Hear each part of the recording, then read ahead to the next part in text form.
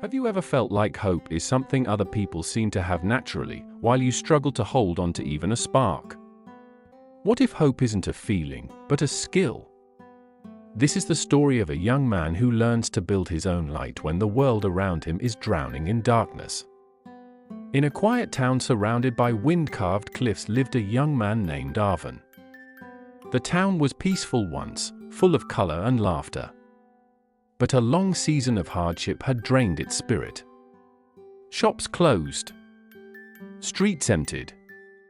People walked with their heads down, convinced the best days were behind them. Arvin felt the weight of the gloom more than most. Every day seemed darker than the one before. Not because the world changed, but because he no longer believed anything good could happen. One night, as he sat alone on a hill overlooking the town, he whispered, "I wish someone would bring back the light." A gentle old voice behind him replied, "Why wait for someone else?"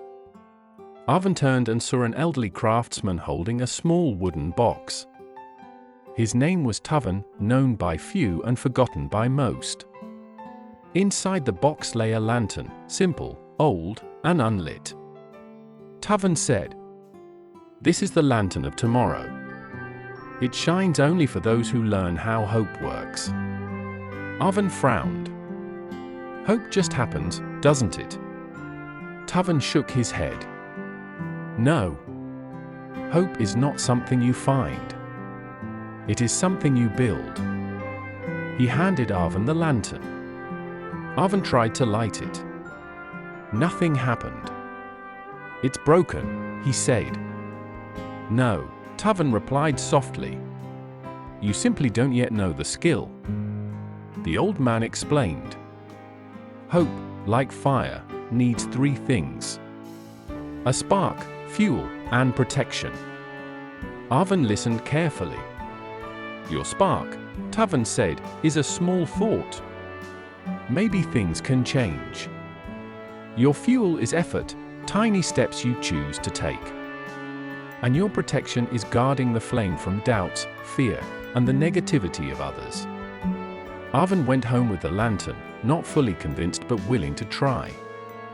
The next morning, he helped an elderly neighbor fix a broken fence. Nothing big, but he felt the lantern warm slightly.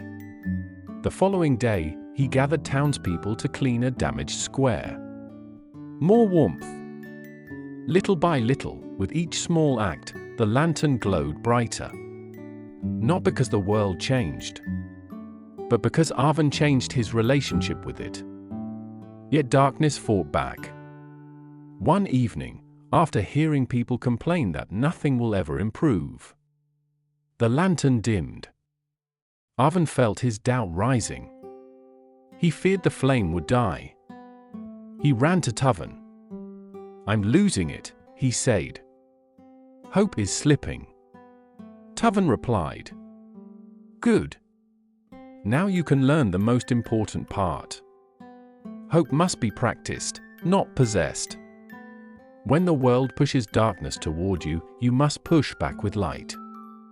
Arvin steadied himself, breathed deeply, and focused again on the small actions he could take.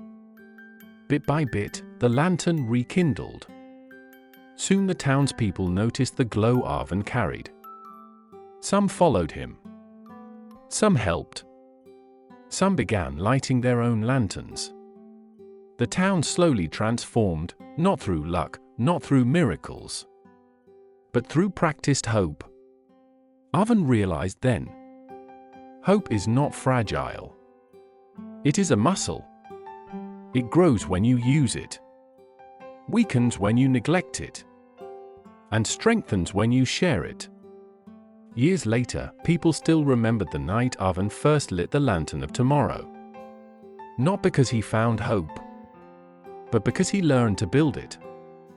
And so he passed the lantern to others. Not as a gift, but as a reminder. When the future feels dark, your hope is not a reaction. It is your skill, and the world becomes brighter each time you choose to practice it.